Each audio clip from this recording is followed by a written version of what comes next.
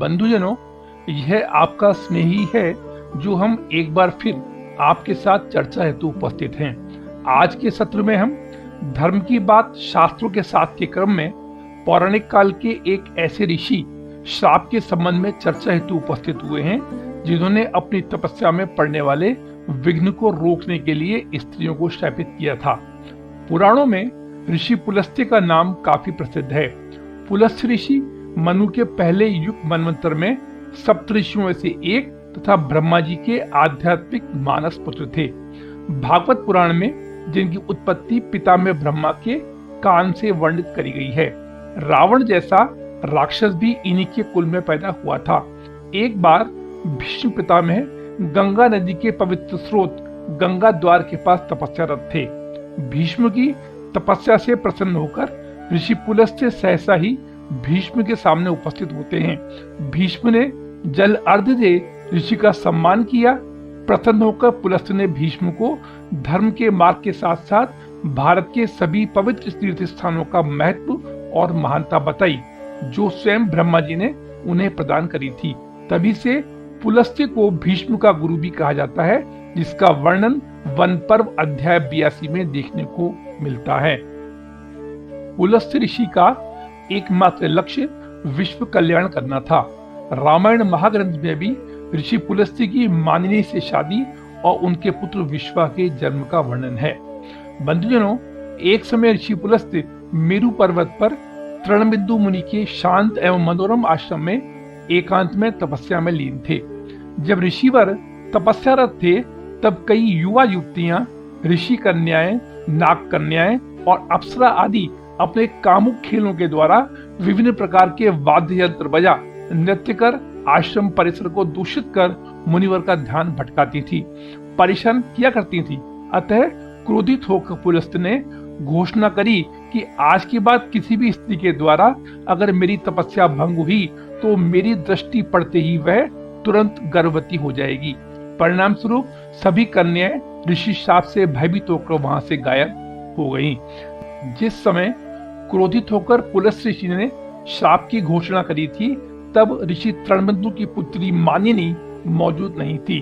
अतः शाप से अनजान मानिनी अपनी सहेलियों को खोजते हुए ऋषि के पास से निकल रही थी, जिसके पदचाप और पायल की आवाज से ऋषिवर का ध्यान भंग हुआ और जैसे ही ऋषि पुलस्त्य ने आंख खोली, सामने मानिनी थी जिसमें श्रापवश एक पूर्ण गर्भवती स्त्री के भाव प्रकट हो गए। जब मानिनी गर्भवती अवस्था में अपने पिता के आश्रम पहुंची तो माता पिता के द्वारा पूछने पर सारा वृत्तांत बताया। फलस्वरूप ऋषि तृणबिंदु ने महामुनि पुलस्त्य से अपनी बेटी से विवाह करने का अनुरोध किया, जिसके लिए ऋषि पुलस्त्य सहमत हो गए और परिणय बंधन में बंध दोनों आश्रम में साथ रहने लगे। अपनी पत्नी के सदाचार से प्रसन्न होकर पुलस्त्य मुनि ने घोषणा करी कि उनका बच्चा मानिनी, जिसको हविर्भु के नाम से भी जाना जाता है, के सद्गुणों को प्राप्त कर विश्वा नाम से जग विख्यात होगा। बंधुजनों, ऋषिवर विश्वा, जिनका जन्म आदि पर्व अध्याय 274 श्लोक 13 के अनुसार मुनि पुलस्त्य के शरीर के आधे भाग से हुआ था, की दो पत्नियां थीं। प्रथम राक्षस सुमाली एवं राक्षसी ताड़िका की पुत्री कैकसी थी, जिससे रावण, शूर्पणखा, कुंभकर्ण और विभीषण का जन्म हुआ।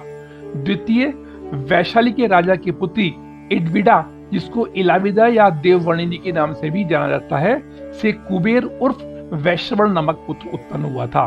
बंधुजनों, ऋषि पुलस्त्य को विष्णु पुराण अध्याय 10 अंश 1 के अनुसार अपनी पत्नी प्रीति यानी दंभोली से दत्तोली नाम का पुत्र हुआ था, जो पिछले जन्म में स्वयंभू मनवंतर के महामुनि अगस्त्य थे। महाभारत में कहा गया है कि पुलस्त्य की संध्या और प्रतीचि नाम की 2 और पत्नियां थीं। अर्थात उपरोक्त सभी कथनों से ये स्पष्ट होता है कि मुनि पुलस्त्य की प्रीति, हविर्भु यानी मानिनी, संध्या और प्रतीचि नाम की 4 पत्नियां थीं। उपरोक्त के अलावा भी हमारे धर्म ग्रंथों में अनेकों ऐसे शापों का सविस्तार वर्णन देखने को मिलता है, जिनका न केवल इतिहास में महत्वपूर्ण योगदान था, वरन इनका प्रभाव वर्तमान में भी प्रमाण के रूप में देखा जा सकता है। इन शापों के पीछे या तो संसार की भलाई निहित थी या उनके पीछे छिपी कथाओं में कोई न कोई महत्वपूर्ण भूमिका थी।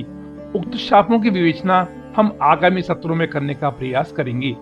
युधिष्ठिर का माता कुंती को श्राप, श्रृंगी ऋषि का परीक्षित को श्राप, श्री कृष्ण का अश्वत्थामा को श्राप, मांडव्य ऋषि का यमराज को श्राप, उर्वशी का अर्जुन को श्राप, भगवान कृष्ण को गांधारी का श्राप आदि। बंधुजनों, आज के सत्र में हमने पौराणिक काल के ऋषि पुलस्त्य के द्वारा स्त्रियों को गर्भवती होने के श्राप की व्याख्या पूर्ण सटीकता और प्रामाणिकता के साथ करने का प्रयास किया है, और हम आशा करते हैं कि सदा की भांति आज का संस्करण भी आपको पसंद आया है। हम वीडियो के माध्यम से हमारे सम्मानीय सनातनी भाई बहनों को वही प्रेक्षित करते हैं जो हमारे गलती या त्रुटि से मुक्त निर्विवाद पैमाने पर खड़ा होता है। अतः हम आपसे करबद्ध निवेदन करते हैं कि भविष्य में भी इसी प्रकार के सटीक व प्रामाणिक प्रसंगों को सुनने और जानने के लिए कृपया चैनल को सब्सक्राइब करें एवं सच्चे सनातनी होने के नाते कमेंट बॉक्स में श्री रामचंद्राय नमः अवश्य लिखकर सनातन धर्म को पुष्ट करने की दिशा में अपना योगदान प्रदान कर कृतार्थ करें।